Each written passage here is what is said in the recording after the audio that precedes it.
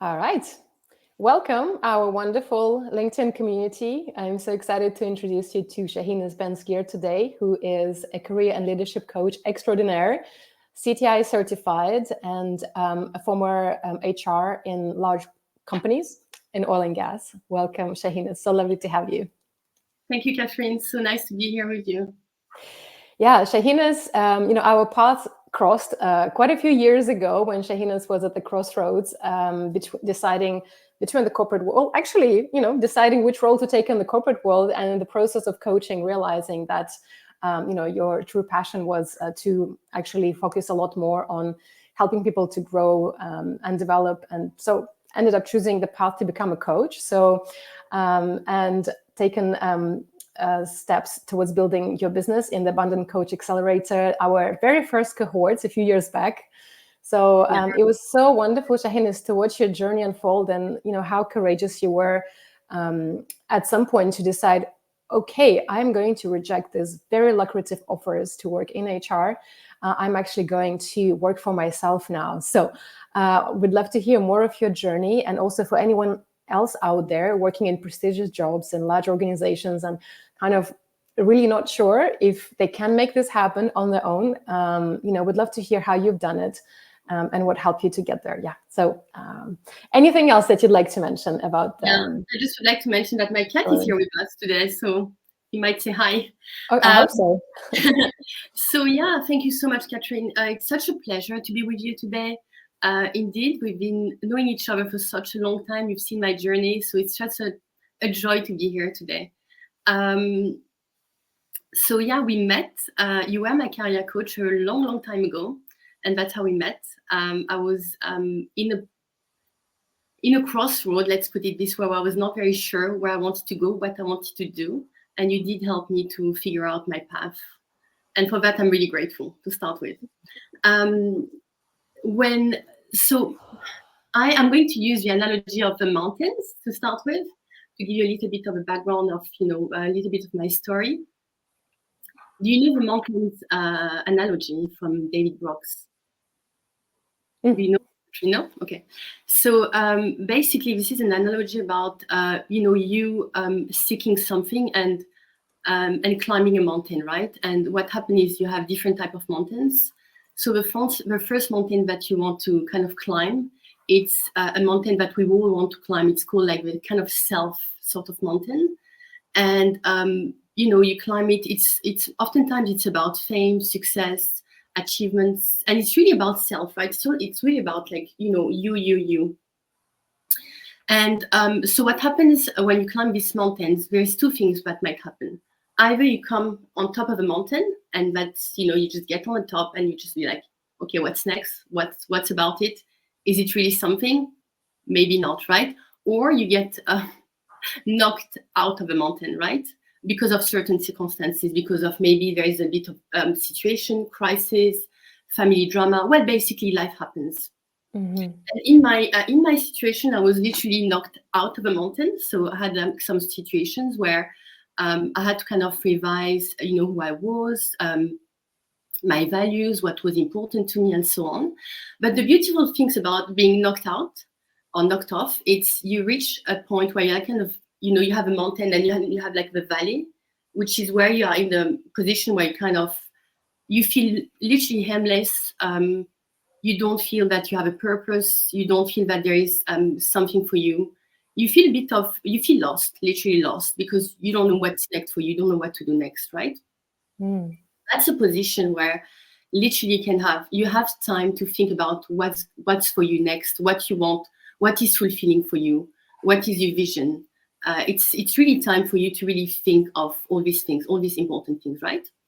And the beautiful thing is when you take time in that valley, being literally lost, seriously, you do realize certain things. So you do realize that there are other things which are more important than self, success, fame, money, and so on and so forth. You realize that there are other things which are way more important. And then you start climbing probably your second mountain. And oftentimes, of us, the second mountain, it's much more going to be about service. So how do I serve others? How do I serve my community? How do I help others? How do I give meaning to my life, and true meaning, not only to self, but like to, to my life, everyone around me, right? Yeah. And so that's literally when we met, right? I was in kind of a valet position, right? Because I was totally burnt out when we met, if you remember. And I was in a position where I had this great profession. I had actually a very great professional path, and I was very proud of it. I was really proud of what I've achieved. I was in a position where, it was not fulfilling, right? It took a tool out of me because I was in a position where I was just burnt out, as I said. So when we met, we've done a lot of work. I've done work by myself before we met, and then we also helped me to realize certain things. We worked, I think, on the values, on identifying what's important for me, and so on and so forth. So as I said, then climbing the second mountain was all about service. So how do I serve my community? And then to kind of finish with this analogy. So to me, giving a purpose to my career was super important. So I was seeing it in a very different way.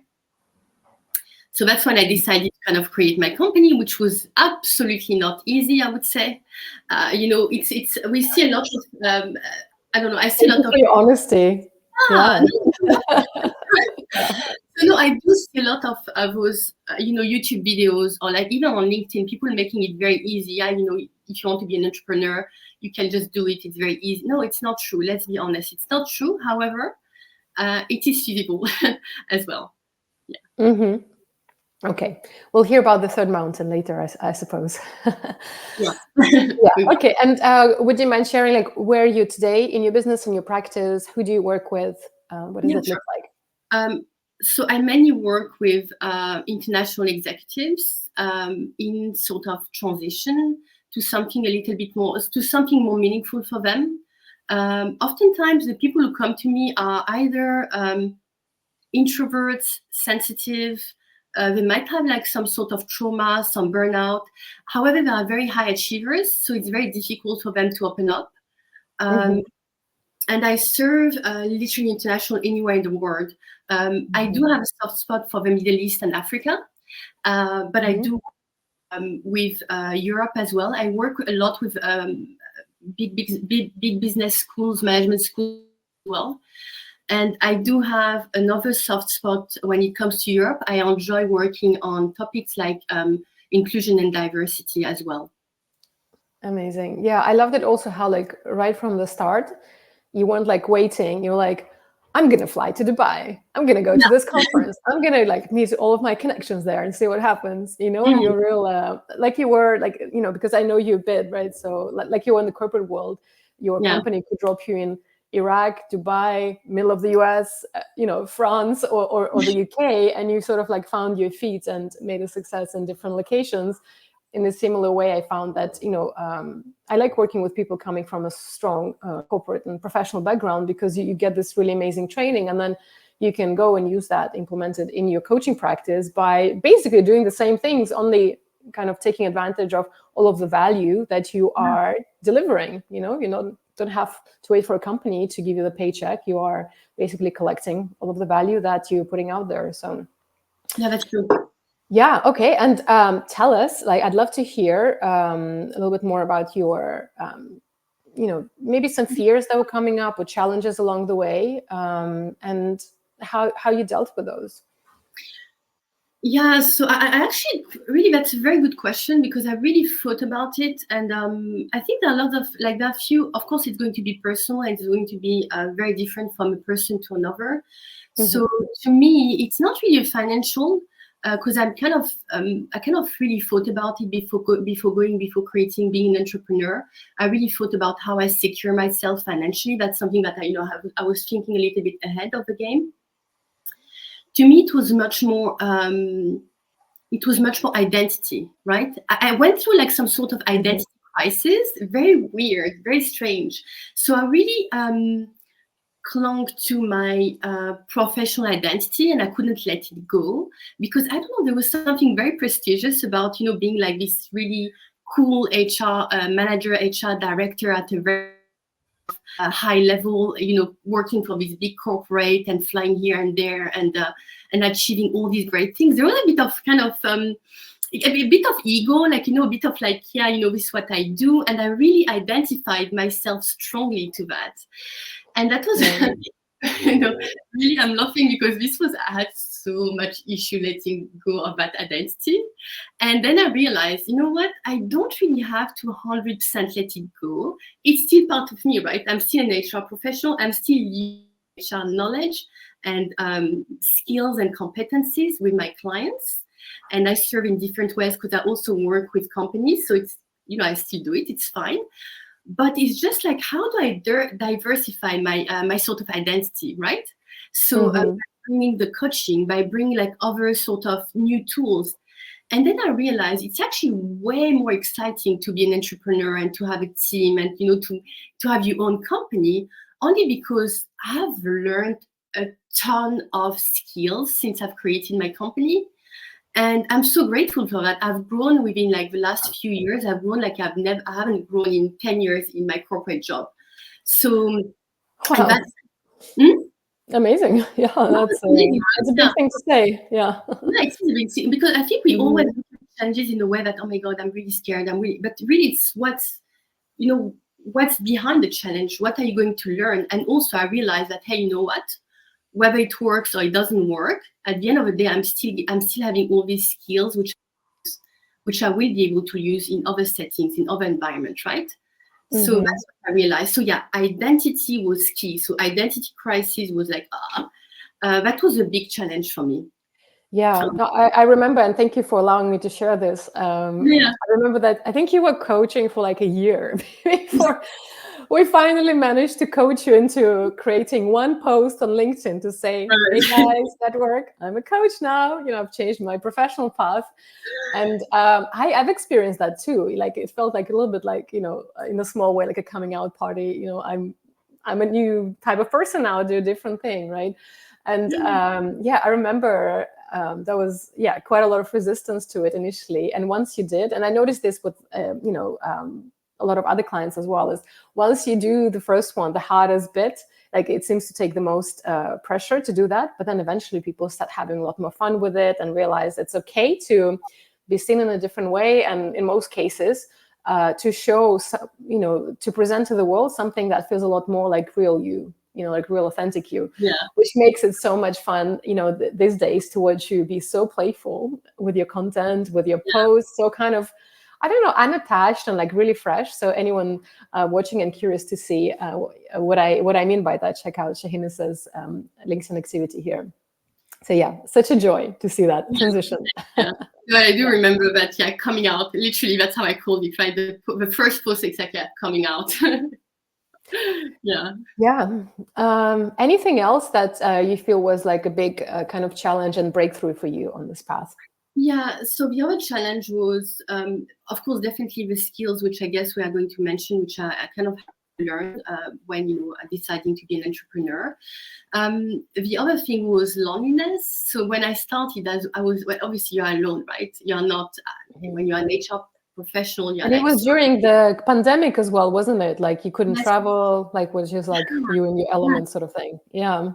So during the pandemic. So definitely, you're alone, you're like in your office, and have my family and my cat who comes and says hi, but like other than the cat and the family, really, you don't really have like colleagues, you work with. And as an HR professional, you really have you are used to having people always knocking at your door, coming, you have literally people queuing, if I can say, at your door, right? So that for me was like another, like, oh my God, I'm just by myself. I'm kind of bored. I had to create like an environment, a very cozy office, cozy environment for me. And I had to make it fun. So, and that's really, I really identify with that, right? I always try, whatever I do, I try to make it, I try to look at things as, a kind of fun adventure which I want to start, right? When I start something new. So that was the second thing, right? Loneliness. But however, with your program, I really appreciated the fact that you created a very nice community. And that really helped me, right? Because I'm really not lonely. I'm really not alone. With your program, I have colleagues I can chat with. I also have a couple of mentors who have been following my full journey. In fact, HR mentors. From being a fresh out of university, I have 2 mentors which I say hi and really thank them as well. So I'm really not alone, right? But again, it's like the identity. It's an identity thing, right? Yeah. Now I have to kind of shift it and understand that it's it can be great, it can be nice. I just have to look at it in other kind of using another perspective, sort of view. Mm-hmm. Mm-hmm. Yeah, absolutely. I found it so difficult as well when I was quitting my corporate job, which was a really good job. Like, so far as corporate jobs go, it was fantastic. Great company, great colleagues. So it really felt like, a career suicide taking that step, even though I felt confident. I don't see myself in the corporate world longer term. I still, I felt quite lonely because my network where most people had successful corporate careers. And so they really kind of didn't understand. So in reality, I sort of had to go into hiding. I didn't really speak or meet my friends from the corporate world, which was a bit sad because I did make some really great friendships there. But I just felt like being under the radar and kind of plugging away until I felt ready to reconnect. And, I started also looking out for mentors and communities to join because I needed that kind of, people who would expand me in a way, my view of the world, to see that a different way of working, different way of being is possible. So, yeah, it was so lovely to see you, work with me one-on-one initially and then join our, small cohorts and travel with a group of other people who were on the same path and also quitting corporate jobs to become coaches successfully. So I feel like teary. It was... I don't know. It's just such a nice memory of your journey, and just to see you, in such a great place. So I don't know. You can see in your face you're glowing and joyful, right? So it's and the kind of confident coach and business owner that you've grown into over this years. So and it's interesting because I'm starting working with a new lady. Actually, we're having our first session just after this meeting, this discussion, and this is exactly what I told her. You have to have faith. That's another thing. When I really think about what really helped me in terms of, okay, there are the tools that, we can use. You can be trained, you can have mentors, you can have a very nice community as well. But you really have to have that faith, which I almost call like, when you really put yourself into, when you decide to do something and when you put all your intention in that, right? There is a word which is it's an Arabic word actually. It's like having you full. It's not really the intention, but it's intention and like mental state, right? It's called niyyah in Arabic, and so like it's your intention and then your mental state. So you put your full your full faith into what you do, and I think that's also something that needs to be kind of worked on when you want to create your own your company, when you want to start coaching full-time, having your own practice and so on. You really have to have faith in it, right? And it's okay. We are human beings, right? We can have faith and we can also sometimes cry. It's also part of the game. It's not 100%, I can do it. Sometimes we have to realize, well, it's hard. It's not easy. And I'm going to cry maybe for 10 minutes, but then, I'm going to go back to that game and again, make it fun, really. I love that point because it's, there's a risk in any changes and transitions in life, even changing jobs from one company to the next, even if it's a very similar job in a company, there's still a leap of faith to know that maybe this will work out, maybe it won't. I also think that making this transition, it felt like a big risk, and it's something that has different. I'm not religious, but I do, I'm quite spiritual, and I really I think that's something that really helped me to reconnect to my faith in the universe. Is like in the moments when I really broke down and cried, when it was the hardest times, I just kind of put that struggles and anxiety that I had into sort of like a prayer to say like, hey, I really don't know how to overcome this now. I trust you, the universe, to support me in this. Could you please help? Right. So, and this is actually, it's true that I think the most challenging moments in life and in starting my practice is when like my faith in that consciousness around me has been the strongest. So thank you. This is a really great reminder. Yeah. And, for anyone who is considering joining our group, now that we've grown as a community a lot since the time when we started working with you, and if someone's kind of on the fence or unsure, or anything that you'd like to share, anything in particular that worked well for you, any recommendations?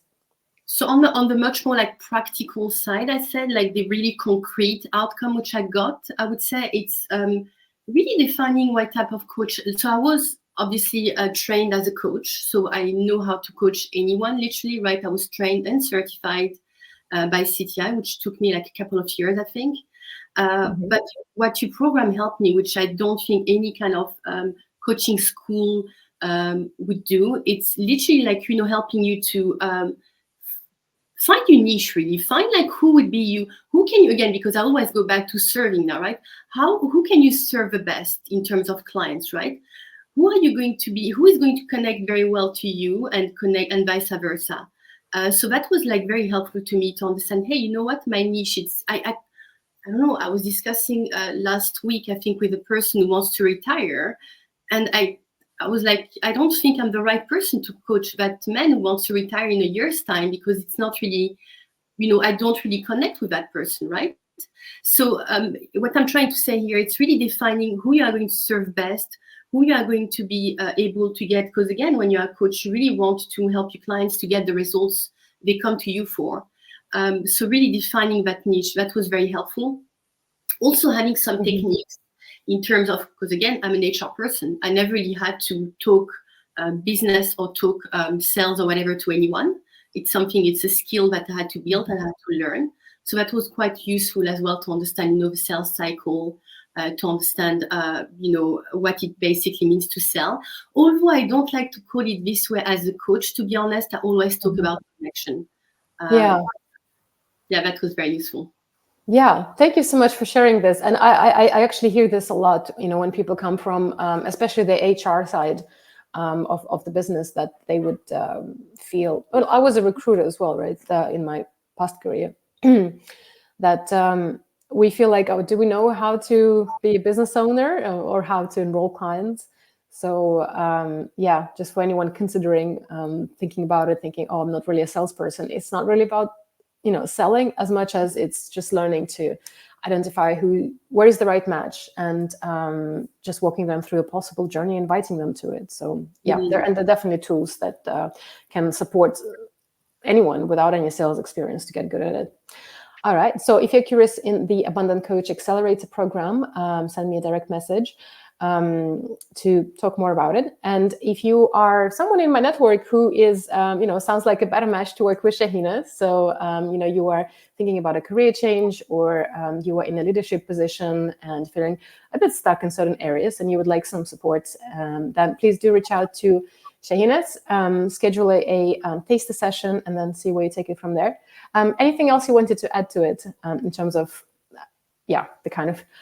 I would just say that for the people who are listening to us, whether they are looking to create a coaching practice, or whether they're thinking of moving jobs, changing countries, whatever it is, whatever change they're seeking, I would really say that to ask themselves just one question: what it would be if they don't do it. And honestly, sometimes, yes, definitely it's a risk. But I'd rather know, for me at least, I'd rather take the risk and see what results I would get. So just not, basically, it's only an encouragement to just do it, whatever you want to do.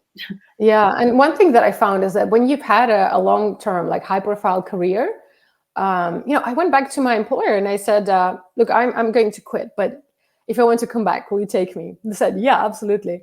And then I thought, okay, if it was just for the moment, I could have gone to 10 other companies, who I had good connection with, who could have taken me on board. So it is a risk, but it's not, I think a lot of the time, it's not as big of a risk in reality as it is in our heads. So yeah, thank you so much for that encouragement.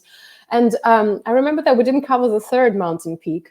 Would you mind sharing? What was the third mountain in the valley? So it's literally, so as I said, it's self, it's service, and then, it's kind of combined. The second mountain, it's kind of combined with the third one, which is service, and how do you it's also like family, friends, and so on, right? Which is kind of combination between service and that aspect of life, which goes together. Yeah, exactly. And when you choose, I actually, my decision to quit the corporate world and work for myself was the fact that I wanted to be a very present parent once I have a kid. That was like really good foresight for me, because I didn't even have a partner at that point. So I'm really pleased that I thought about it back then. I thought I want to be a very present mother, and now I really see that how amazing that is. And yeah, it's beautiful how when you are deciding to work for yourself, you can also consciously decide how you want to work, how much time you spend, focusing on your profession, how much time you focus on your family and friends, and other values that you have in life. So yeah. Indeed, you are much more, just to summarize, you are much more aligned to whatever is important to you, your values, your family, whatever cause you want to serve. So yeah, definitely, Cool. Place as well. Chahinez, thank you so much for being here and sharing your beautiful story, your wonderful energy. And for me, it's just like, as I said, teary to hear you say these things and to see where you are today. And thank you so much for also sending encouragement to others who are a few years earlier on their path. Thank you. Thank you, Catherine. Thank you.